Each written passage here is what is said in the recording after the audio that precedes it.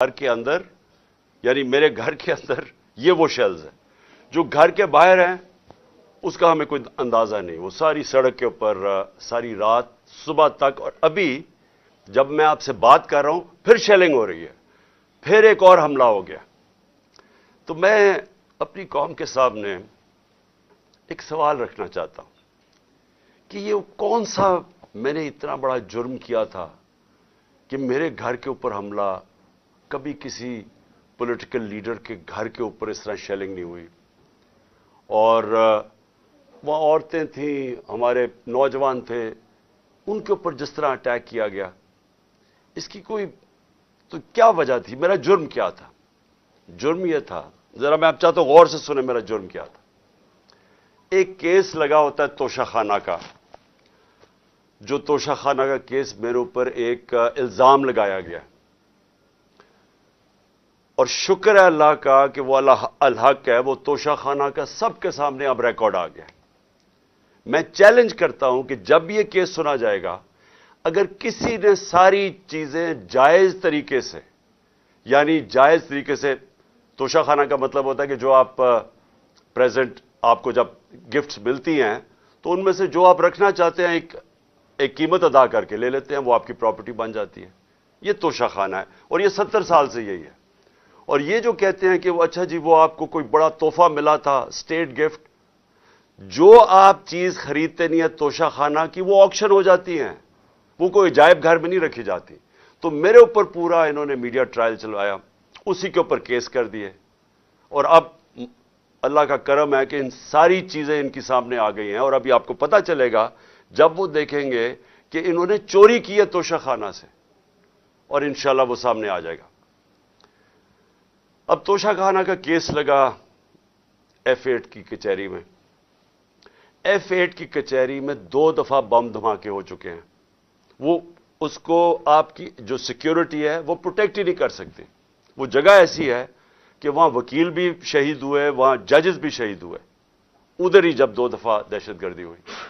تو جب وہاں اس کو پروٹیکٹ کر ہی نہیں سکتے، اور خود انٹیریئر منسٹر کہہ رہا ہے کہ میری جان خطرے میں ہے، انٹیریئر منسٹری کہہ رہی ہے کہ میری جان کو خطرہ ہے.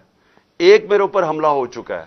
مجھے پتا ہے کہ جو لوگ آج بیٹھے ہوئے ہیں یہ اقتدار میں، جو شہباز شریف اور رانا ثناء اللہ، یہی انہوں نے ہی پہلا میرے اوپر کیا تھا، اور ایک اور ایجنسیز کے آدمی نے. اب وہی پاور میں بیٹھے ہیں، خطرہ ان سے ہے. تو میں ایک چیز مانگی کہ مجھے سیکیورٹی دیں ادھر جانے کے لیے، اور اگر سیکیورٹی نہیں دے سکتے تو میرا ادھر کر دیں کیس جدھر مجھے سیکیورٹی ملتی ہے. جب سے میری ٹانگ ٹھیک ہوئی ہے، میں 2 دفعہ ایک لاہور ہائی کورٹ گیا اور ایک اسلام آباد، کوئی سیکیورٹی نہیں تھی، کوئی پروٹیکشن نہیں تھی. اور پھر میں واضح کر دوں کہ یہ انپریسیڈنٹڈ ہے کہ ایک ایکس پرائم منسٹر کو قاتلانہ حملہ ہوتا ہے، اس کے بعد اس کو سیکیورٹی نہیں ملتی. اس کے لیے اس وجہ سے ہم نے عدالت میں گئے ہوئے ہیں کہ ہمیں سیکیورٹی دو، اور اس جج نے میرے اوپر وارنٹ نکال دیا. اب یہ وارنٹ کیا ہے؟ جس کے لیے پولیس آئی ہوئی تھی. میں یہ ذرا سارا آپ کو سمجھانا چاہتا ہوں کہ یہ جو ساری ابھی بھی شیلنگ ہو رہی ہے، یہ پولیس کا اور کوئی کام نہیں ہے، پوری فوج کی فوج آئی ہوئی ہے، رینجرز آئے ہوئے ہیں کہ اس طرح کوئی دہشت گرد یا زمان پاک میں بیٹھا ہوا ہے. وارنٹ صرف یہ تھے کہ آپ کو پولیس عدالت میں پیش کرے، یہ ہے وارنٹ. جس عدالت میں اس لیے نہیں جا سکا کیونکہ سیکیورٹی کا ایشو تھا، عدالت نے پیش کرنا، یہ پولیس نے وہاں پیش کرنا تھا. رات کو جو پریزیڈنٹ ہیں لاہور ہائی کورٹ کے بار کے، اشتیاق خان، انہوں نے شورٹی دے دی. ان کو میں نے آتھرائز کر دیا، انہوں نے شورٹی دی کہ وہ جو میرا اپیرنس ہے ہائی کورٹ میں وہ گارنٹی کرتے ہیں. 18 کو انہوں نے شورٹی دے دی میں ہائی کورٹ میں پریزنٹ ہوں گا. تو جب انہوں نے شورٹی دے دی تو وہ پولیس آفیسر جو مجھے اریسٹ کرنے آیا تھا اس کو شورٹی مل جاتی، وہ کیس اس کو انتظار کرنا چاہیے. تو میں نے فیصلہ کر لیا کہ میں عدالت جا رہا ہوں، اس لیے تو وہ آیا تھا مجھے اریسٹ کرنے. اور یہ قانون ہے، یہ جو کوڈ آف کرمنل CCP جسے کہتے ہیں کہ کوڈ فار کرمنل CRPC، جو کوڈ ہوتی ہے جو جس کے تحت یہ قانون بنا ہوا ہے، اس کا سیکشن 75 کہتا ہے کہ یہ اگر کر دیں تو پولیس آپ کو اریسٹ نہیں کرتی. تو وہ رات لے کے پھر رہا اشتہا خان یہ اب شیورٹی, اور پولیس والا ہی نہیں مل رہا. وہ کیوں نہیں مل رہا؟ کیونکہ انہوں نے فیصلہ کیا ہوا تھا میرے اوپر یہ اٹیک کرنے کا. اب یہ میں آپ کو دکھا رہا ہوں کہ یہ صرف شیلز نہیں ہیں, یہ گولیاں آپ کے سامنے ہیں. یہ گولیاں چلائی انہوں نے یہاں. یہ گولیاں چلانے والے ایک آدمی کو عدالت میں پیش کرنے کے لیے نہیں آتے. ان کے عزائم, یہ جو اوپر سارے بیٹھے ہوئے ہیں جنہوں نے پہلے ہی مجھے قتل کرنے کی کوشش کی تھی, ان کے عزائم یہ نہیں تھے کہ عمران خان نے یہ عدالت میں کہ وہ کہہ رہا ہے کہ میں پہنچوں گا, اس کے باوجود یہ حملہ کر رہا ہے اور ابھی تک حملہ ہو رہا ہے. ان کا مقصد کچھ اور ہے. لندن کے اندر پلان بنا, وعدے کیے گئے نواز شریف سے. وعدہ یہ کیا گیا کہ اگر ہمیں بیک کریں گے تو میں آپ کو یہ کر کے دوں گا, جس میں عمران خان کو جیل میں ڈالوں گا, پی ٹی آئی کو ختم کروں گا, نواز شریف کو سارے کیسز ختم کروں گا. یہ پلان تھا پورا. یہ پلان بڑی دیر سے پتہ ہے, میں بتاتا جا رہا ہوں آپ سب کو. اس پلان کے تحت یہ گیم چل رہی تھی. کیوں میرے ورکرز اس طرح, جس طرح انہوں نے یہ دفاع کیا زبان پاک کی, میں تو کیا ان کو 2 دفعہ کہا, میں نے کہا دیکھو یہ میں کوئی انتشار نہیں چاہتا, میں چاہتا ہوں میں چلا جاتا ہوں, بیگ میرا پیک تھا. لیکن سارے کارکنوں کا کیا مسئلہ تھا؟ ان کو پتا تھا کہ جب سے ہماری حکومت گئی ہے ہمارے لوگوں کو تشدد کیا گیا جیل میں. کسٹوڈیل ٹارچر کہتے ہیں اس کو. جیل کے اندر تشدد کیا گیا. اعظم سواتی, شہباز گل, ہمیں پتہ ہے ارشد شریف سے کیا ہوا, ہمیں پتہ ہے سوشل میڈیا کے لڑکوں سے کیا ہوا, اور ہمیں پتہ ہے کہ وہ درویش, وہ جو اسپیشل انسان تھا جس کے پاس پیار کے علاوہ کچھ تھا ہی نہیں, ذل شاہ سے کس طرح انہوں نے اٹھایا اور اسے تشدد کر کے قتل کر کے سڑک پہ پھینک گئے. تو وہ سارے فکر کر رہے تھے کہ دیکھیں اگر انہوں نے یہ آپ سے لے گئے ایک دفعہ آپ کو, تو یہ آپ سے بھی یہ کریں گے. اس لیے انہوں نے رات سے وہ مقابلہ کر رہے ہیں ان کا, صرف اس وجہ سے. سو میں آج یہ پوچھنا چاہتا ہوں, میں وہ جو اپنے آپ کو نیوٹرل کہتے ہیں ان سے پوچھنا چاہتا ہوں کہ مجھے یہ بتائیں کہ رینجرز کو بھیجنے کا کیا کام تھا؟ میرے دیوار کے اوپر رینجرز چڑھ رہے تھے, اندر آنے لگے تھے. یہ میں کون سا جرم کیا کہ رینجرز کو یہاں اٹیک کروایا میرے اوپر؟ اور جب رینجرز اور ہمارے لوگوں کا آمنا سامنا ہوگا تو کیا کوئی قوم سمجھے گی کہ ہماری اسٹیبلشمنٹ نیوٹرل ہے؟ اور کیا یہ کرنا چاہیے کہ رینجرز یعنی فوج کو اور عوام کا آمنا سامنا کروانا چاہیے؟ جب ٹی ایل پی آ رہی تھی اسلام آباد کی طرف تو مجھے تب آرمی چیف نے کہا تھا کہ ہم بالکل فوج کو سیولینز کے سامنے نہیں لے کے آئیں گے. تو اب کیوں آ رہی ہے؟ کیا وجہ ہے؟ کون سا جرم ہے؟ کیا جرم کیا میں نے؟ اور کیا وجہ ہے کہ اس طرح کی بے دردی سے, جس طرح کا ابھی تک سب کو یہ جو شیلز مارے گئے ہیں, گولیاں چلائی گئی ہیں, یعنی یہ کیا جمہوریت ہے؟ کیا ہم نے کبھی ہمارے 3.5 سال میں کبھی کسی کے اوپر 3 لانگ مارچز دی, پروٹیسٹ تھے, کیا ہم نے کبھی کسی کے اوپر یہ کیا؟ تو یہ کیا وجہ ہے؟ اس کے پیچھے کیا ہے؟ ہم سب سوال پوچھ رہے ہیں, ہم سب حیران ہیں کہ اس سب کا مقصد کیا ہے؟ چاہتے کیا ہے؟ کیا یہ وہ ساری وہی ایک تسلسل ہے کہ کسی طرح تحریک انصاف کو دیوار سے لگاؤ, لیکن اس سے بھی زیادہ عمران خان کو مائنس کرو بیچ میں سے, اس لیے پکڑنے آئے تھے؟ اور دیکھیں میں آج اپنی ساری قوم کے سامنے کہہ رہا ہوں کہ دیکھیں میں نے پوری کوشش کی ہے جب سے میری گورنمنٹ گرائی گئی ہے کہ کوئی میری وجہ سے اس ملک میں انتشار نہ ہو. ہم نے سارے پرامن 70 جلسے کیے, سب پرامن. جب کوئی انتشار کا وقت آتا تھا, جب انہوں نے اسی طرح ہمارے اوپر ظلم کیا 25 مئی کو پچھلے سال, میں نے کینسل کیا, میں نے اس کو ختم کر دیا دھرنے کو, کیونکہ مجھے ڈر تھا کہ اب انتشار کی طرف جا رہا ہے. اس کے بعد 26 نومبر لاکھوں لوگ جمع تھے وہاں اس وقت پنڈی میں.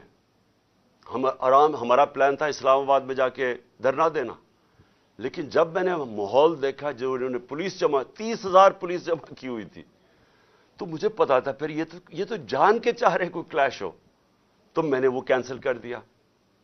ہم نے 8 مارچ کو ایک پرمیشن لی ہوئی تھی. انہوں نے ہمیں شام کو پولیس نے پرمیشن دی تھی کہ اپنی الیکشن ریلی جو ہم نے اپنی 30 اپریل کی الیکشن کے لیے کرنی تھی, پرمیشن ملی ہوئی تھی, روٹ اپرووڈ تھا. صبح لوگ آ رہے ہیں اور دیکھ رہے ہیں پولیس کھڑی ہوئی ہے اور پولیس کے جتھے کھڑے ہوئے ہیں اور لوگ ریلی کے لیے آ رہے ہیں, اور ایک دم پتہ چلتا ہے کہ دفعہ 144 لگا دی جاتی ہے. کس وجہ سے؟ الیکشن جب ڈیٹ اناؤنس ہو جائے, آپ الیکشن ریلی کے خلاف دفعہ 144 کیسے کر سکتے ہیں؟ وہ بھی کیئر ٹیکر گورنمنٹ. اور اس کے بعد شیلنگ شروع ہو جاتی ہے, جس طرح اب آتے ساتھ ہی شیلنگ, ڈرانا, دھمکانا, مارنا. اور اس میں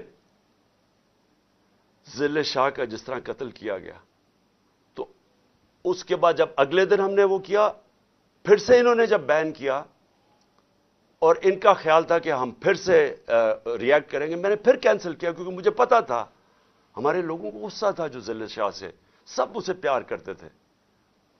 تو اس لیے ہم نے کینسل کی, ہم نے پوسٹ پون کی تاکہ کوئی انتشار نہ ہو.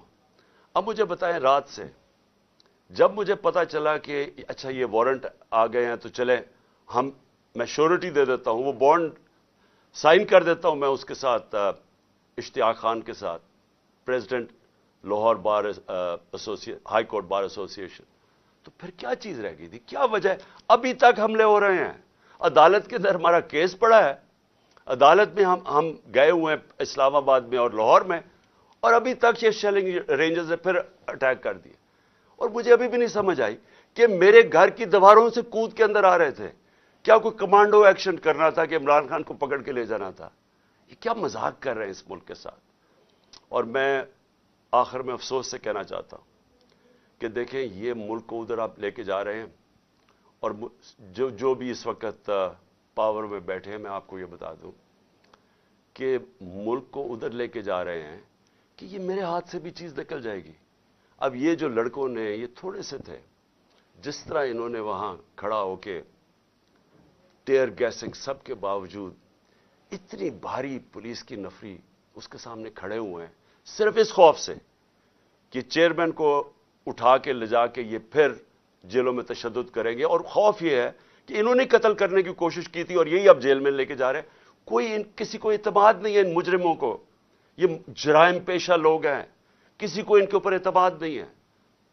تو میں سوال یہ پوچھتا ہوں کہ جو اس وقت اقتدار میں بیٹھے ہیں, جو پاور میں ہیں, جو پاور کنٹرول کرتے ہیں پاکستان کی, اور وہ یہ نہیں ہے یہ جو رانا ثناء اللہ اور یہ جو شہباز شریف ہے جن کے پاس پاور ہے, کیا کوئی فکر ہے آپ کو پاکستان کی؟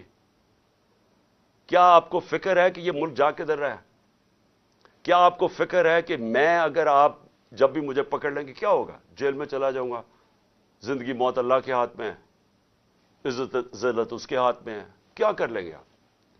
اور زیادہ پارٹی طاقت میں آئے گی, لیکن اس کا جو نتیجے میں جو رد عمل آئے گا وہ کیا فائدہ ہوگا پاکستان کو؟ کس کو نقصان ہوگا؟ جس ملک کی معیشت ابھی بیٹھ چکی ہے, بھی بیکاروں کی طرح پیسے مانگتے پھر رہے ہیں, ملک سکڑتا جا رہا ہے, مہنگائی آسمانوں پہ ہے. مہنگائی ایسی مہنگائی پاکستان کی تاریخ میں نہیں آئی. تنخواہ دار طبقہ پس گیا ہے. بیچاروں کے پاس اس وقت حالات یہ ہیں کہ ان کا 2 ہفتے کے اندر ان کے پاس تنخواہیں ختم ہو جاتی ہیں. اس ماحول کے اندر انتشار پھیلانا, کیا یہ کوئی پاکستانی سوچ رکھے؟ یہ تو کوئی دشمن ایسے کرے ملک کے ساتھ تو یہ ہمارے ہاتھ سے گیم نکل جائے گی. یہ جو حرکتیں ہو رہی ہیں, یہ میری, اب یہ جو باہر لڑکے ہیں یہ میری نہیں سن رہے. جب ان کے اوپر یہ انتشار ہو رہا ہے اور یہ جو شیلنگ ہو رہی ہے, وہ میری نہیں اب بات سنتے. وہ اب میرا کوئی کنٹرول ان کے اوپر نہیں ہے. اور جس طرح کی اب بمباری اور یہ سب کے ہاتھ سے نکل جائے گا. اس لیے میں کہنا چاہتا ہوں اپنی عدلیہ سے سب سے پہلے کہ دیکھیں, امید صرف اب ہمیں آپ پہ رہ گئی ہے.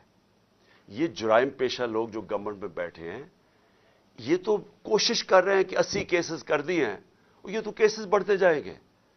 یہ تو کوئی کبھی ایک عدالت کبھی دوسری عدالت, ان کی تو کوشش ہے کہ میں الیکشن نہ لڑوں, یا میں کسی جیل میں چلا جاؤں, اور یا سارا وقت الجھا رہا ہوں کیسز میں کہ کبھی ایک وارنٹ نکل رہا ہے. تو ہمیں تو صرف امید عدلیہ سے ہے, اور دوسری ہم امید لگا رہے ہیں اپنی جو اسٹیبلشمنٹ ہے اس ملک کی کہ کیا آپ کا انٹرسٹ پاکستان میں ہے یا نہیں ہے. تو یہ جو تماشا ہو رہا ہے اس کو بند کریں, ملک کا سوچیں. یہ جو بھی پلان ہے لنڈن کا, اس کے اوپر نہ کام کریں. یہ ملک تباہی کی طرف جا رہا ہے. اور میری اپیل ہے آپ سب سے کہ اب اس ملک کا سوچیں. آپ جن کا جینا مرنا اس ملک میں ہے, ہمارے تو کوئی باہر نہیں جانا, میں تو کوئی لنڈن نہیں جانا جس طرح یہ سارا ٹبر اٹھ کے چلا جاتا ہے یا دوسرا اٹھ کے وہ باہر چلا جاتا ہے. ان کی تو باہر پراپرٹیز اربوں ڈالر ہیں, ہمارا تو جینا مرنا یہاں ہے. تو میرا اکیلے کو فکر نہیں کرنا چاہیے, ہر اس پاکستانی کو اس ملک کا سوچنا چاہیے جو اٹھ کے لنڈن نہیں چلا جائے گا, جس کے باہر ڈالرز نہیں پڑے ہوئے. ان سب کو سوچنا چاہیے کہ ملک جا کس طرف رہا ہے. اور اپنی عوام کو آخر میں آپ کو کہنا چاہتا ہوں, میں پھر سے آپ کو کہنا چاہتا ہوں, میں پکڑا جاؤں, جیل میں بھی چلا جاؤں, جو بھی مجھے ہو جائے, آپ نے یہ جو حقیقی آزادی کی ہماری تحریک ہے, آپ نے سب نے اس میں شرکت کرنی ہے. کیونکہ غلام قوم کا کوئی مستقبل نہیں ہوتا. یہ جو ایک چھوٹا سا طبقہ اوپر حاوی ہوا ہے, قانون کے وہ اوپر بیٹھا ہے, ہر قسم کا ظلم کرتا ہے لوگوں پہ, خوف کے اوپر ملک چلاتا ہے, سارے ملک کے وسائل کے اوپر قبضہ کر کے بیٹھا ہوا ہے, یہاں سے پیسہ چوری کرتا ہے, ہنڈی والے سے باہر بھجوا دیتا ہے. ملک کا ساری چوری کا پیسہ آج ان کے بڑے بڑے بینک اکاؤنٹس اور لنڈن اور باہر مغربی کیپٹلز میں ان کا پیسہ پڑا ہے.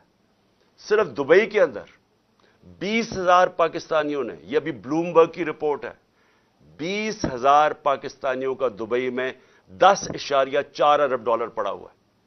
تو ملک کیسے آگے جا سکتا ہے اگر یہ ان لوگوں کے ہاتھ میں ملک رہے گا.